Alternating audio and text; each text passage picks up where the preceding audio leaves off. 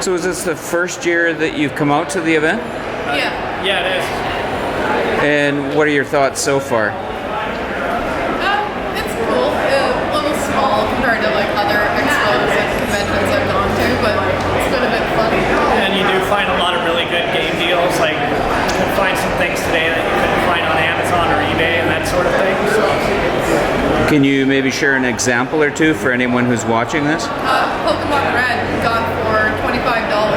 Everyone else was selling it for $40 in worse condition. And you can get tons of like Super Famicom games and like Game Boy games for like $10 to $15 for like super rare ones like Dr. Mario and stuff. The Japanese version ones are cheap anyway. Yeah. Oh, And is there, in terms of anyone who's thinking of coming out to this, is there something you can think of that maybe people aren't aware of that wasn't advertised that you were surprised that it was here? Alcohol. Video game competitions that I actually just came second Well, no, we place. knew about the tournament. I didn't know that there was that many tournaments though, for that many games, so. Otherwise everything was as described. Did you check out the retro computer area that had the 40-year-old computers? I have not The seen gaming that. free play area? No, they actually have a computer expo area. I haven't seen that yet, but I'll definitely check it out. Yeah, Altair. It's right up at the top of the stairs to the right. It's quite interesting. They're literally, they have the very first laptop that ever came out, which is kind of cool. And are both you or either of you, are you more into computering than gaming, or would you say you're equally into both? Equal to both. I agree with that. We have quite a large collection at home.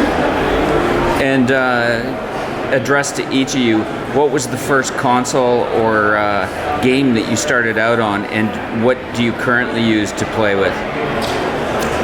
So my first was a ColecoVision, and I used to play Mr. Do since I was little. And then nowadays, I play on every console, pretty much, around my house, which is almost all of them. So. I think the first console I played on was this really old school thing, like the Vectrex. The Vectrex, yeah. And then it wasn't mine technically. It was a family member's who gave it to me later. But that was the first one I ever played on. The first one I ever owned would have been the Super Nintendo. And I guess, yeah, I play on mostly everything these days. Computer, new gen consoles, old gen. So is it safe to say that both of you are fine just playing vintage consoles as much as, let's say, a PS4? Most definitely. Is it, what do you think is the appeal? And I've asked a few other the vendors about this, but I'm curious, what is it about Super Mario and that basically these characters have maintained popularity literally since the week that they came out?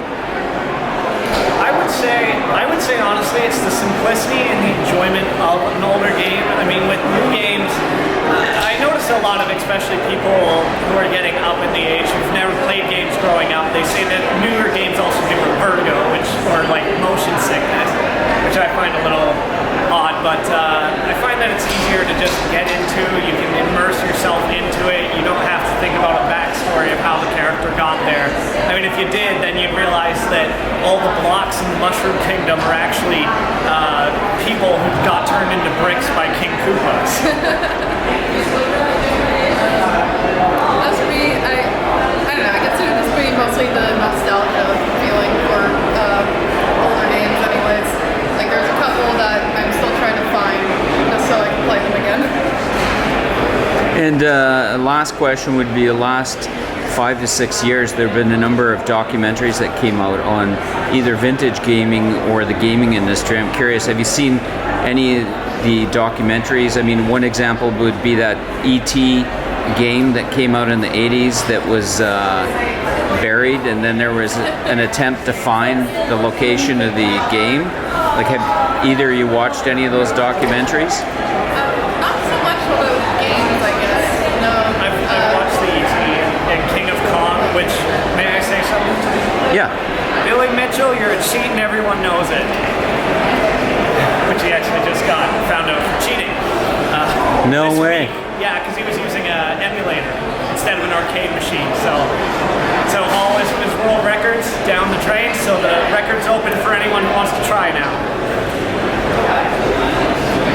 Excellent. Well, I appreciate your time today. Thanks.